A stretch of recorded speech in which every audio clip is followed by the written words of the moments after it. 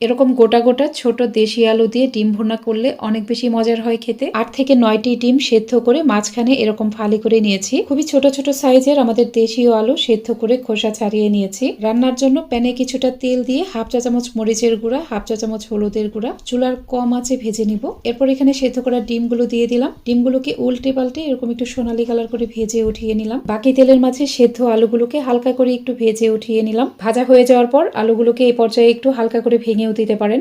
এখানে আরেকটু তেল দিয়ে 1 টুকরা দারচিনি, 2টা এলাচ ও 1টা লবঙ্গ দিয়ে একটু ভেজে 1 কাপ পেঁয়াজ কুচি এরকম একটু বাদামি কালার করে ভেজে নিতে হবে।